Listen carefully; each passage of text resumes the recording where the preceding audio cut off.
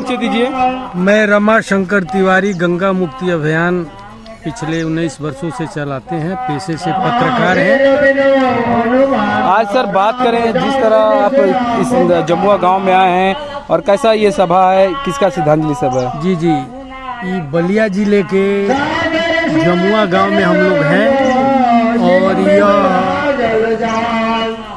वीर विक्रम सिंह, स्वर्गीय वीर विक्रम सिंह की ये तीसरी पुण्यतिथि है।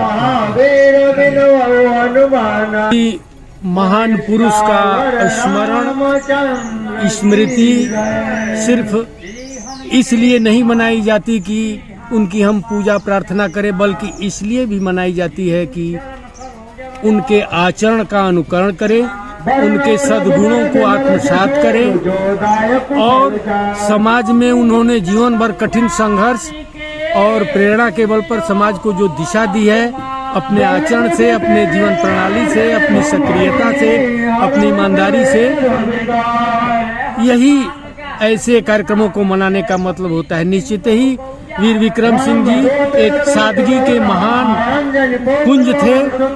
शिक्षा जगत में अपनी सादगी, वाकपटुता और उच्च कोटि के शिक्षक होने के कारण ख्याति प्राप्त लब्ध प्रतिष्ठित शिक्षक थे। उन्होंने विभिन्न विद्यालयों में अपनी शिक्षा से अपने अकारण विद्यार्थियों को अपने तरफ आकर्षित करने वाले एक सिद्ध योगी की तरह शिक्षक थे। निश्चित ही हम लोग इस बलिया जमुआ गांव में ये तमाम लोग हैं, अर्जुन सिंह जी हैं, ये सुनील प्रताप सिंह जी हैं, ये राम विक्रम सिंह जी हैं, तमाम लोगों से प्रवीण गिरी, तमाम लोगों के साथ हम लोग यहाँ इकट्ठे हैं और निश्चित ही हम लोग वीर विक्रम सिंह जी से शिक्षा लेंगे। उनके प्रति सच्ची श्रद्धांजलि यही होगी कि हम शिक्षा के क्षेत्र में, वर्तमान में शिक्षा के क्षेत्र में तमाम तरह के विसंगतियां भी आई हैं, उन विसंगतियों को शिक्षा जगत से जुड़े लोगों को वीर विक्रम सिंह से सीख लेनी चाहिए। यही उनके प्रति सच्ची श्रद्धांजलि होगी। जी सर, बात कीजिए, आज आप यहाँ पे आए हैं, कैसा श्रद्धांजलि सभा है और किसका आप सभा में शामिल हुए सर? स्वर्गीय विक्रम सिंह जी, वीर विक्रम सिंह जी हमारे अभिभावक थे और शिक्षा के क्षेत्र में जो इन्होंने योगदान दिया वो कभी भुलाया नहीं जा सकता। यही वजह रही कि छात्रों के साथ साथ शिक्षकों में भी ये अति लोकप्रिय थे और मैं भी सियासत के साथ साथ शिक्षा क्षेत्र से जुड़ा हुआ हूँ। कभी कोई शंका होती थी, कभी कोई जिज्ञासा होती थी तो हम आपके पास आते थे और जो चीज़ें मिलती थी हम लोग उसे बहुत कुछ सीखने का काम करते थे।